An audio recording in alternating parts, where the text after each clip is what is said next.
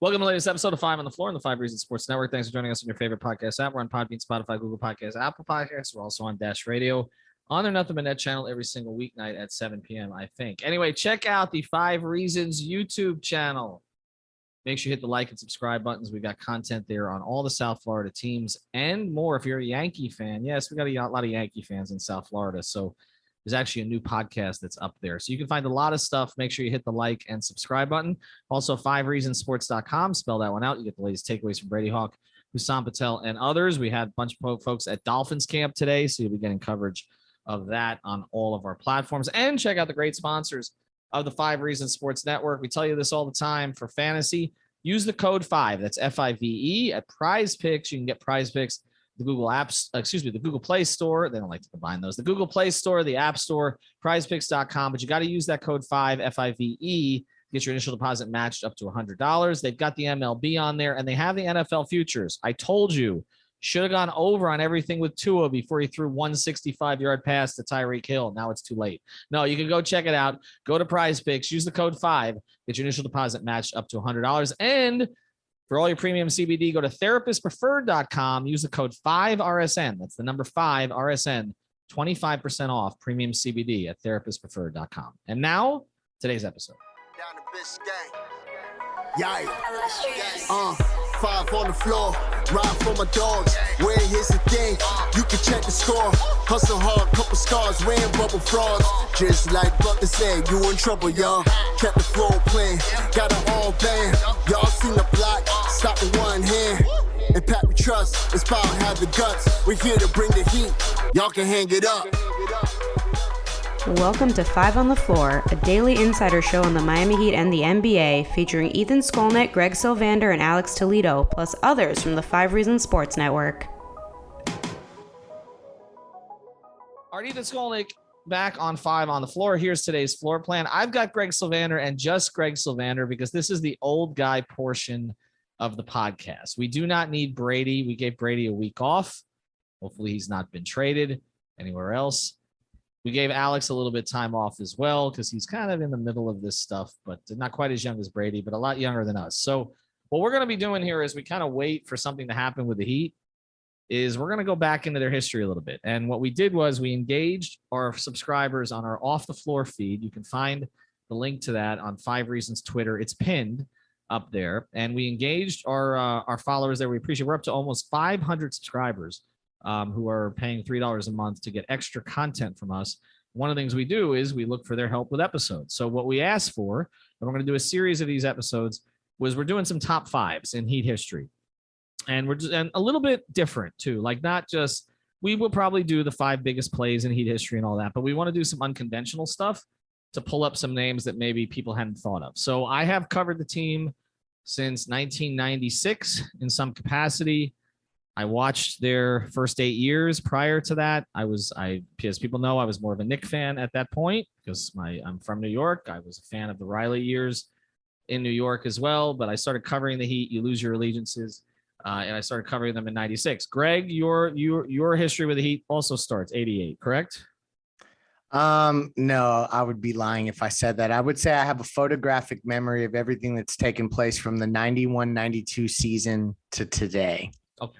Fair. And that's long enough because I don't think we're going to be doing a lot of episodes about John Shasky and Jim Rowinski and Anthony Taylor. And I can pull some other names out of my ass. But basically, we're going to go forward from there a little bit. But obviously, most people are more familiar with the Riley years. Most people are more familiar specifically with, the old heads are familiar with the Zoe Timmy years, but more beyond that, it's kind of the Shaq years forward through the big three. Most of our Twitter audience, I would say their recollection goes back to Shaq. Probably that's about it. Maybe Dwayne getting drafted in 03 and not much beyond that. But we're going to try to incorporate everything. So the first episode we're going to do here is the 5 most underrated players in Heat history. And this is a tough one because when people think of underrated, overrated, sometimes they think of contract. They think of, again, what they were supposed to provide to the team at the time, maybe where they fit in terms of their role. And so we threw this out there. We got a ton of names on our Off the Floor feed. Greg has sent some names. I have some names. We're going to try to whittle these down to 5, but we're going to discuss some of the names first. And then after the break, we'll try to collaborate on some kind of a top 5 here. So I'm gonna why don't you start? Give me a couple that came off the floor feed, and let's just quickly discuss them. So a couple that I thought, and shout out to everyone who gave us responses. Particularly, I want to start with Elon, because he mentioned he was the only subscriber to mention Dwayne Wade, and that, basically what he brought will always be underrated. And you know what? I kind of agree with him. But no, some other good ones: Steve Smith, James Posey, Luol Deng. I got Alonzo Mourning in 2006, which is a good one. Jason Williams, Joel Anthony, Mario Chalmers, UD. That was a good start. Ronnie Cycli. Some people took it way back. I don't know. That's a tough one. If you're gonna go back to that era, let's not who I would choose. Yeah, I know, but he's not. I don't think he was underrated. I mean, he was their first. He was their only rated player, right at that point. I mean, I think Steve Smith is one of the most underrated players of his era. I don't know necessarily that his Heat time. I guess part of it seems like he really more broke out after he left. Glenn Rice again was really good in Miami, was better after he left, and kind of got his own team from that era. I mean, Sherman Douglas, I liked him a lot. He may have actually been overrated. It's tough. Kevin Edwards was kind of underrated as a 2-guard, but again, would he have even gotten that opportunity if they weren't expansion or close to expansion at that time? So I think we can pass over most of that era. I think Keith Askins was underrated for what he provided. I throw a shout out to Keith, who's remained in the organization. But I'm going to pass over that. Let me go through some of the names that you talked about here, because there's different categories. Typically, a lot of underrated players, it's synonymous with role players. So you have a lot of role players on the list. In fact, one that I think that was not mentioned that I think was one of the most underrated players, because I think he was just taken for granted to a certain degree, was PJ Brown. Like I feel like PJ was extremely underrated for what he provided for that team. And I know that team didn't advance to where everybody hoped they would, and ultimately the trade was made.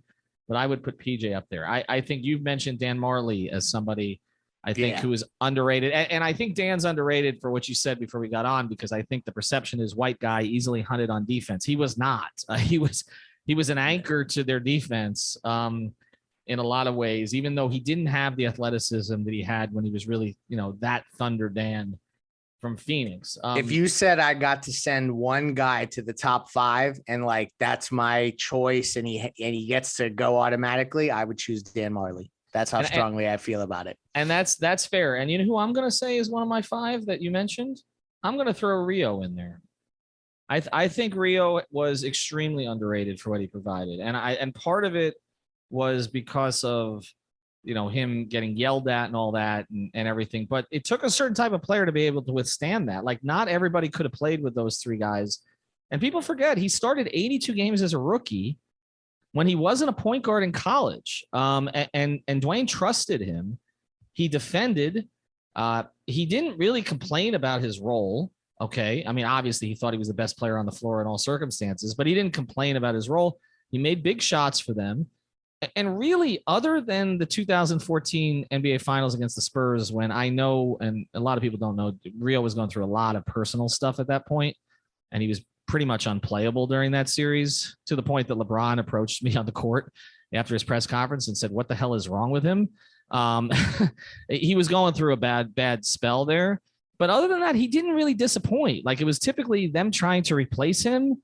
And whether it was with Carlos Arroyo or Mike Bibby, and then Rio ended up being the better player. I am stamping Rio as one of my top 5. I co-sign that stamp. So okay, so we're gonna have Rio and we're gonna have Marley from their era.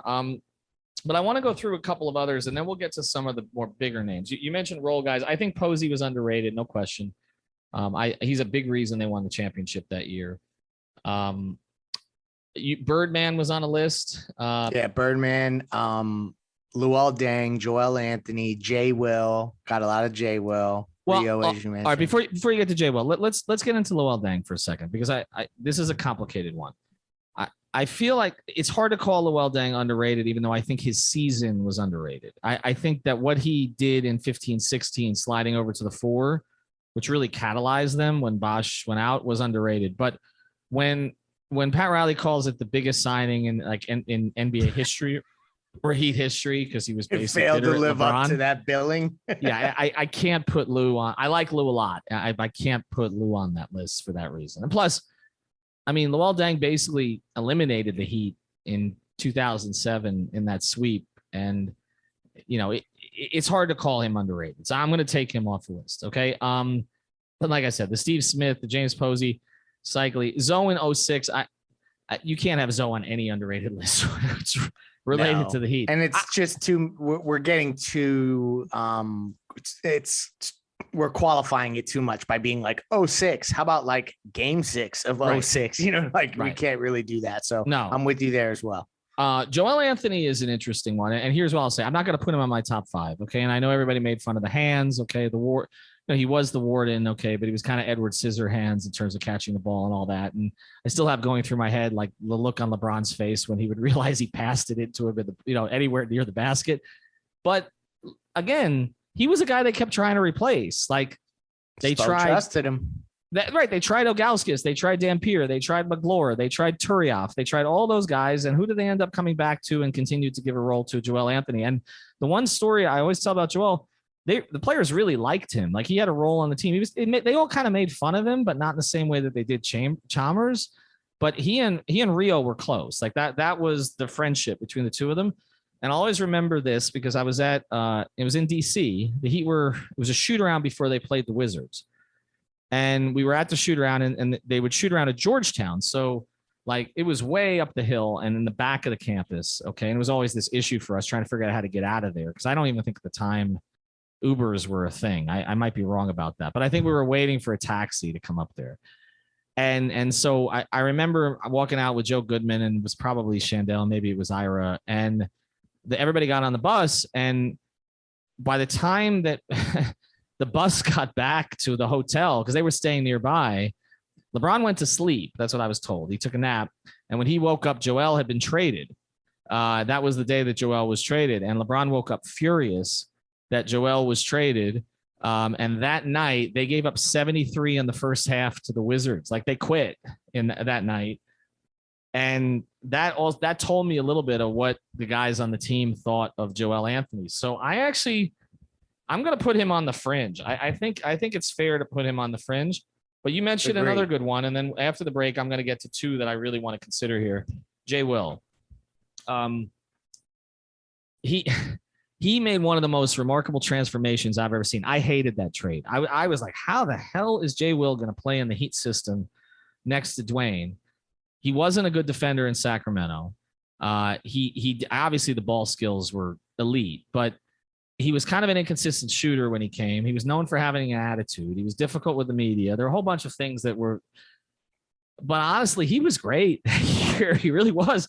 And he won them that Detroit game. Yeah. Right. That's the game.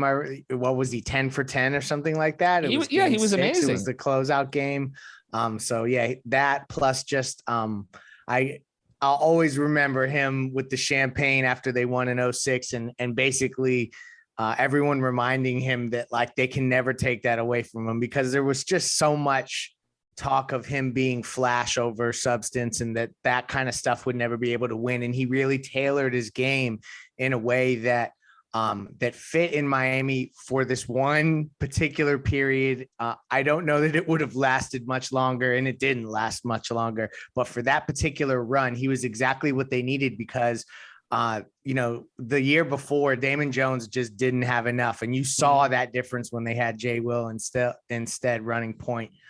So I like Jay Will. I don't know if he is going to make the underrated top 5, but he's an interesting name to have in the mix. I remember the champagne because it was sprayed in my face. I'm not an effing cancer. That's what he was saying. That's it. Thank you. Going around the locker room. See, you remember better than I was watching it on TV. Yeah. Well, I didn't really enjoy it stinging my eyes, but it's okay. It was a fun experience. And plus, Zoe, at that point, Zoe was answering one question from Rachel Nichols, and the answer actually took 17 minutes. After the break, we're going to get into a couple of guys that I want to consider here, kind of from the 90s and then also from just a little bit after that. Actually, three guys that I want to consider, and we'll see if we can include them on the list. Before we do, So I've been another great sponsor, the 5 Reasons Sports Network. Our friend Mark Brown, you got to reach out to him at markbrownpa.com. That's markbrownpa.com. He's based in North Lauderdale. A couple of things that Mark can help you with. Okay, real easy. He's got a great office staff there. Again, they're based in North Lauderdale, just north Cypress Creek off of Andrews. You need an estate plan. So to reach out to Mark, and he'll get you set up for the future. He gave me all the forms, explained everything to me. I made sure that whatever it is that I have from this silly podcast goes where it's supposed to go. markbrownpa.com, again, based in North Lauderdale. The other thing he's got is a title company in-house. We know the real estate market's a little bit confusing right now. You don't want to deal with a confusing, complicated closing. Okay. He will handle that for you. No matter how incompetent the other side is, and I can speak to this personally because he had to handle one for me that was like that.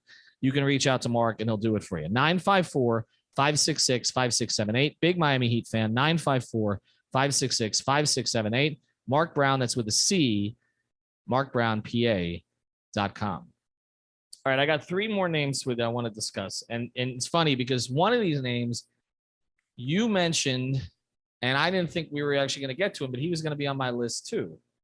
And I think this is another circumstance of like people kind of forgetting what a player was brought in to do and then what the expectation level became. I think Anthony Carter deserves consideration, not just because he's a coach on the staff, but AC, like I remember when AC came in, and if you remember the late 90s Heat, if anybody listening to this podcast does, they kept the same team together, but they kept switching the backup point guard behind Tim, right? That's what Terry Porter. It was Terry Porter. It was John Crod. It was it was Murdoch, Porter, who was towards the end, but still effective after he came in from Portland, Crotty. And then they didn't have a guy for the 4th year. And Anthony Carter, they used to practice at LaSalle, okay, high school. And so Pat's office was upstairs. And it was always funny because whenever Timmy or Zoe needed something from Pat, they would go up there, sometimes with PJ. And then you'd watch them go up to talk to Pat, and then they'd walk down shaking their heads, all upset because they had asked Pat for something that he didn't provide. So, and then Pat would come down, to breathe. Right. Well, it would be like tickets or something for the family, something, whatever. Okay. Or, maybe go to Vegas after this trip or whatever. And literally like Pat would come down, he'd have his little card in his back pocket. Okay. Where I still don't know if any of that stuff was real, but it'd be a bunch of, it'd be what they were doing in practice, but also a bunch of stats. Okay. That the media, we could never decipher them. So we didn't know whether they were real or not. So he could have said anything. Okay. Here's the percentage of this guy in terms of executing lock and trail on defense. Like we had no idea.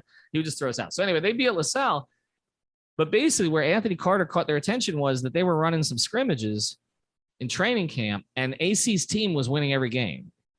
Okay. Even against Tim's teams. And that's basically how he won the job. And then if you remember that rookie year, like Tim got hurt. And a couple times. And then even in the playoffs, and Anthony Carter was the point guard in the 3-0 sweep of Detroit. It was huge. Where Grant Hill got hurt. Now, everybody and also he had that shot over the backboard, again, right in front of me at Madison Square Garden, that probably shouldn't have counted. And everybody was celebrating AC in Madison Square Garden and recognized, out in the city, for those 2 days. But I think this is one of those cases where he was perfect for his role. And then he kind of got, as Timmy got older and broken down and kind of overweight, their expectation level went up on AC. And then he got the contract and everybody expected him to suddenly be a knockdown shooter, which he wasn't. And so everybody was kind of unhappy with him. And then of course, now he's just known basically as the guy whose contract was voided because his agent, who otherwise has been an incredibly competent agent throughout his entire career, Bill Duffy, forgot to file the paperwork. And that led to AC going out, which ultimately down the road led to Shaq coming in. Okay. So I guess you wouldn't say he's underrated in terms of his role in Heat history, but I think he's underrated as a player. He was important to them. I'm going to throw him out, but I got 2 more for you. And I think we need to pick between these because it looks like we got Chalmers and Marley, but I'm going to go to 2 others. That same era, Deshaun Leonard, I think is underrated historically. I will say he was not my favorite guy to cover. He was a little difficult, quiet. I'm just being straight on this, but I think as a player, he shot 40% from 3 over 5 years with the Heat. He was largely a starter on teams that won a lot of games. Yeah. And he played with Tim, who, let's just be honest, Tim was not an elite defender, particularly at that point of his career. He was small. He didn't have the quickness that he had in Golden State, and he was never a great defender there either. Tim Hardaway was never Gary Payton on that end. And yet he held up with his man. He mostly started ahead of Marley for most of that time. And you look at it, I mean, he only attempted about 4.5 at most threes per game because it was a different era. Like Rashawn Leonard in today's game, like that would have been a player that the Heat would have wanted to keep, right? We know how they value shooting. I think he's in the mix too. I think both those guys are in the mix. Leonard and Anthony Carter were like, when we're seeing Max Strus and Gabe Vincent do what they do today, like these were the first iterations of that in Miami in terms of, as we talk Heat culture, which, I love to sprinkle in. You're right. Like, I think that, I don't know if I'm going to put him all the way up at the top because in my experience with that team, he was always the guy that I wanted them to upgrade for. Like, and let's all be honest, every Heat fan was just screaming for Mitch Richmond for probably 2.5 years. And I was one of them. And PJ Brown, you talk about him being up on the list, like he was never being moved. That was like the key piece there, but it was always about getting Rashawn Leonard out and an upgrade at the 2. So for me, it's hard for me. I guess maybe he was underrated when you base it on that he was undrafted. He was completely a diamond in the rough type find, but not long enough. I don't know. I'm moving off Rashawn. By the way, he was drafted. He was a 2nd round pick. He's just not. Was he really? Pick. Yeah, he was. He was drafted by Denver, I believe, but he was not. He was not their pick. I understand it. It's a little similar. You talk about, everybody wanted Mitch Richmond. To me, like Mitch Richmond was like the Donovan Mitchell, like of then. Like everybody wanted Mitch, but also Mitch was from here. Mitch may be the best player that was ever produced from certainly from Broward County. So, I mean, along with Eddie Jones and Keon, and there are a few others, but he was up there, and people really wanted Mitch. I mean, and Riley thought he had Mitch a couple times too. Before Mitch is his answer a trivia question because he is a champion, but you wouldn't have known it because he was like the 15th man on a Laker team at the end of his career. But they all wanted Mitch. All right, so we're gonna have trouble getting to 5 here, but if we don't go over Sean, so I got one more name for you, and this name is gonna blow you away because I'll tell you, because this is one of those. First thing, well, there are 2 names, okay, so maybe we'll discuss both of them. The first one, and this was mentioned by others, is Chris Bosh, and that is all context. I mean, you have a guy who's a Hall of Famer. How can a Hall of Famer be underrated? But he was certainly underrated in terms of the role that he filled with the Heat. There's no question. Okay, because there was a lot of revisionist history over the past 3 or 4 years, and particularly since Chris got the blood clots and he retired. But I was in that during that time. They were ugly to him back then in that time. Yes. Chris was, by the fans, it was always how many rebounds Chris had. Nobody looked at anything else he did. It's a little similar to the Bam dialogue right now, where it's always about what he doesn't do instead of what he does do. And there's some similarities there in terms of personality and all that stuff. But I think Chris deserves consideration for this. That sounds weird. But the other guy, and you probably got to disagree with me about this, but I covered these teams. I think Jamal Mashburn is underrated in Heat history. And I know you're going to go to the shot and passing it up, and it's like one play defines a guy's career. And I know that Jamal did not produce the numbers in the playoffs until he got off the Heat and played against the Heat. That's the kicker, Ethan. He didn't. I get it. A little like Eddie Jones, okay, in that regard, okay, in terms of, not really coming through when it mattered most. So I understand it, but man, he was so important to those teams. There were stretches where he carried them offensively, and he would have been as a stretch 4 in today's game. Like Jamal Mashburn would have been unbelievable. Like he could do everything. I mean, I always remember him setting up on the baseline, operating from there. He could handle. He was a pretty decent passer. He was a better defender, I think, than people gave him credit for. Part of why they got by with Anthony Carter was because Jamal Mashburn was setting up the offense, bringing up the ball, a lot of that kind of stuff. He was a point forward in a lot of ways for them. If you think about how well Mashburn played his first year in Charlotte after that trade took place, if that was the Mashburn that was aside Timmy, oh my gosh, Timmy and Zoe in 96, 97 or in 98, one of those teams. I mean, that was a different type of Jamal Mashburn. But you know why though? But you know why? Because you mentioned it. He didn't fit with Timmy and Zoe personality wise. Yeah. See, Timmy and Zoe were like fire and ice. Okay. Like, I mean, very different in the way they operated. Zoe parroted everything that Pat said. Total acolyte, total in line. Tim was always challenging stuff, but there were a lot of problems behind the scenes between Mash and the two of them, particularly between Mash and Timmy. I remember a couple of meetings that I'd heard about or locker room incidents. They just didn't click. Okay. Now maybe it smoothed over the years, and maybe again, I wasn't getting all of the information, but I feel like Mash during his career would carry a briefcase around. Okay.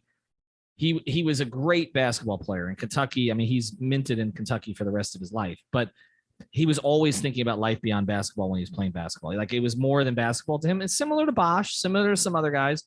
And it's paid off for Jamal because Jamal is really rich now after basketball. He's done great, and he's in Miami all the time, and obviously his son's playing. But I think as a player, again, I know the playoff stuff, the playoffs tell, but I do think that his overall Heat career was a little bit underrated. I know his numbers, he averaged about 15 here after being in the 20s, low 20s with Dallas with some bad teams. But I don't know. I think covering him, I thought he was underrated. I thought he got a bad rap too much of the time. The offense, again, unless they were off the floor, the offense went through Tim and Zoe, and Jamal had to kind of find his way. So I throw him in there. But I think as we look at our list, we didn't really come up with anybody from the modern era so much. But I want to throw Bam up in the mix because I think eventually we're going to be talking about him the same way we are with CB. I'm glad you alluded to it. Mm-hmm. I don't know that anyone wants to listen to Bam Adebayo as underrated talk at this exact moment because of the way the offseason has gone with Kevin Durant looming. But he deserves a mention, I think, just because there's so many things you can't see in the box score, can't see on offense necessarily. So he is, I think, to some degree underrated, but I don't know how much so. Like, I think now I'm starting to get a little biased. All right, so I think we've agreed on Marley and Chalmers. I think an AC, honestly. And then it kind of becomes a mess. Joel Anthony, Jay Will, CB, Mash for me, Bashan. So maybe we'll just let the listeners decide on that one and decide the others. But Chris Bosh. I think we could put Bosh. Yeah. I'm telling you who my number one is, and I'm not just pandering here because I want to give him a podcast. Rio, we love you. Thanks to our sponsors, Prize Picks. Use the code 5. Use the code 5. Get your initial deposit match up to $100. MarkBrownPA.com. TherapistPreferred.com. Use the code 5RSN. More topics coming up. Again, as there's Heat news, we will give it to you. But we're not just going to stop podcasting. They got a rich history. So Greg and I will get into it all over the next couple of weeks. Have a good night. Thank you for listening to the 5 on the Floor on the 5 Regional Sports Network.